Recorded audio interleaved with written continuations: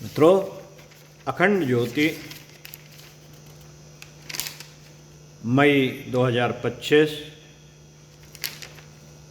परम वंदनीय माता जी की अमृतवाणी पृष्ठ 52 से आपको पढ़कर सुना रहे थे। इसी क्रम को आगे बढ़ाए रखते हुए पृष्ठ 56 से पढ़कर सुनाते हैं आखिरी पैरा।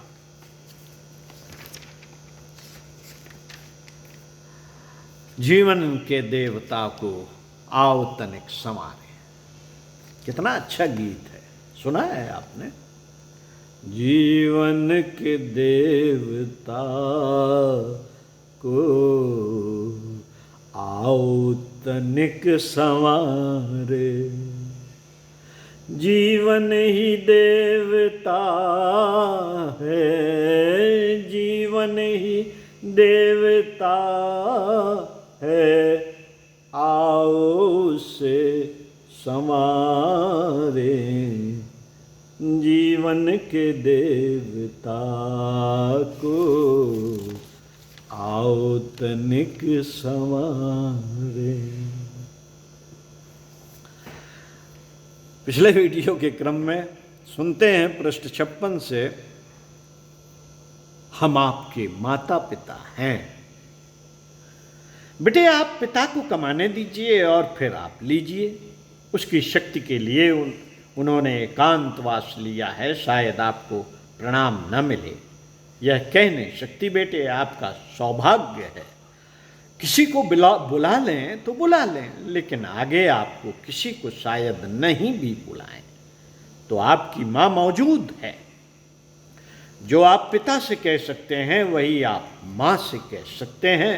माँ तो और भी जरा संवेदनशील होती है। कल कितने ही लड़के आए जो कि परसों भी प्रणाम न कर सके थे और बेचारे इसी उद्देश्य से आए थे, पर हमने कहा नहीं, इनका तो ड्यू है, आपको झल्लाना हो तो मुझ पर झल्ला लीजिए। हमने कहा गुरुजी से कि इनका तो ड्यू है, आपको झल्लाना हो तो मुझ पर झल्ला लीजिए, पर आप तो बैठ ही जाइए एक बार। तो फिर और भी घुस पड़े, दो तीन बार जो घुस पड़े तो घुस पड़े।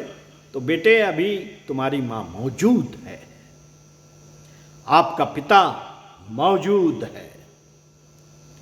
आपको बल मिलेगा, आपको शक्ति मिलेगी, आपको सामर्थ्य मिलेगी, आपको भावनाएं मिलेंगी, आपको दिशा भी मिलेगी। विचारों की जो संपत्ति है, विचारों की संपत्ति हमने जो पाई है बेटे, वो विचार हम आपको देंगे।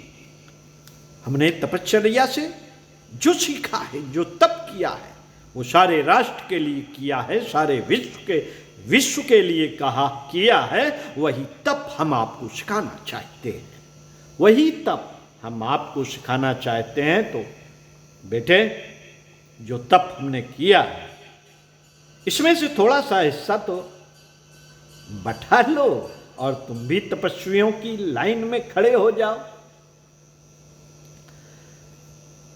सादा जीवन, उच्च विचार। आपको पीले वस्त्र क्यों पहनाते हैं?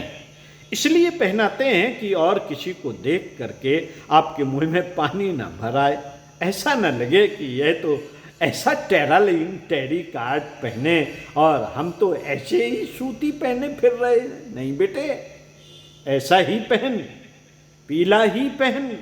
ये सादगी का चिन्ह है, यही पहनना पड़ेगा।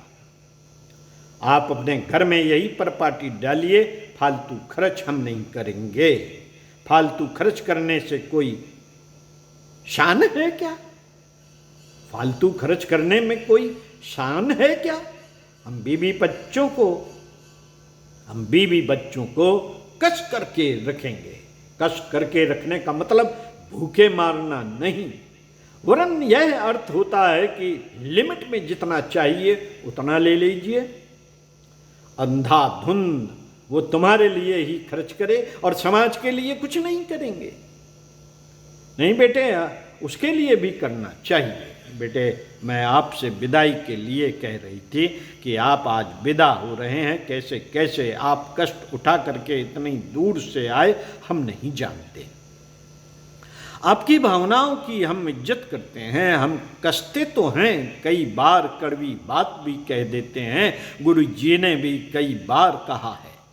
मैं किसी से कभी भी नाराज नहीं होती। उदाहरण है, जब से मैं आई हूँ किसी ने मेरी नाराजगी नहीं सुनी होगी।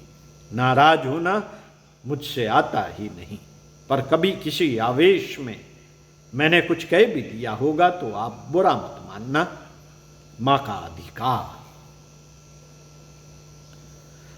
मैं माँ हूँ तुम्हारी और माँ हूँ, मैं माँ हूँ तुम्हारी और माँ हूँ, तो मेरा आप पर अधिकार है। आप ऐसे नहीं सुनेंगे तो मैं जरा आपको डांट के भी कहूँगी, आपकी मिन्नतें भी करूँगी, आपको पुचकार के भी कहूँगी बेटा, कहूँगी बेटा देख मेरी इस बात को तू मान जा। नहीं मानेगा तो मुझे कड़क से भी कहना पड़ेगा, क्योंकि माँ हूं ना आपकी, इसलिए मुझे कहना पड़ेगा। आप बुरा मत मानना। अब आप विदा हो रहे हैं, हमें भी बुरा लग रहा है। आप इतनी दूर से आए हैं, बेचारे रात भर चले हैं। कोई तो हवाई जहाज से आया है, कोई कहाँ से आया है, कोई कहाँ से आया है। हम आप लोगों को जरा भी कोई सुविधा न दे सके। कहाँ सुविधा दे सके? कोई यहाँ पड़ा है, कोई बरामदे में पड़ा है, कोई कहाँ पड़ा है। बेटे हम क्या करें, मजबूर हैं। आखिर यह आपका घर ही तो है, आपके ही घर में तो सब कुछ हो रहा है, तो बताओ सुविधा देगा कौन? तुम ही हो करने वाले, और तुम ही चाहे सुविधा पा जाओ चाहे मत पाओ। आप ही हमारे दिल को जरा चौड़ा करिए, हम इसमें क्या कर सकते हैं। लेकिन बेटे हम आपकी भावनाओं को और आपकी निष्ठा को परखते रहते हैं। आप सब निष्ठावान हैं, आप सब भावनाशील हैं, आप बहुत आस्थावान हैं, बहुत श्रद्धालु और सिद्धांतवादी हैं। आपके अंदर आस्था है, भावना है, निष्ठा है, श्रद्धा भी आपके अंदर है। हम ये नहीं कहते कि आपकी श्रद्धा नहीं है। बेटे मैंने कहा भी था कि श्रद्धा का मतलब होता है समर्पण। इसी समर्पण की थोड़ी सी कमी है, थोड़ी सी कमी है। भगवान जो भी पूरी करेगा, भगवान वो भी पूरी करेगा। हम ना उम्मीद नहीं है, ना उम्मीद न कभी हुए हैं, ना होते हैं और ना कभी भविष्य में होंगे। जब तक आप चलेंगे तब तक हम आपको चलाते रहेंगे। भरसक हमारी यही कोशिश होगी कि हम हर बच्चे को ताकत और जुर्रत दें। किसकी? समाज में फैली हुई जो विकृतियां हैं, जिनके लिए जिहाद बोलने की जरूरत है, इन विकृतियों को हटाना है। इन विकृतियों को आप नहीं हटा पाएंगे। आप जिस मिशन से जुड़े हैं, जो विचार आपने पाए हैं, तो आपका यह और कर्तव्य हो जाता है कि आप लोग अपने कर्तव्यों का निर्वहन करें। इसी के लिए आप लोगों को बुलाया था। इतनी दूर से कितने कितने कष्ट उठा करके आप आए हुए हैं, यह चिंतन करते हमारी आंखों में पानी आ जाता है कि जरा सा एक पत्र डाला है और बेचारे कहाँ कहाँ से भागे आए।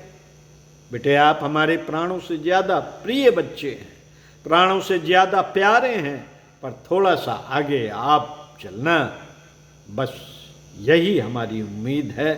बस इन्हीं शब्दों के साथ मैं अपनी बात खत्म करती हूँ। भगवान आपका कल्याण करें।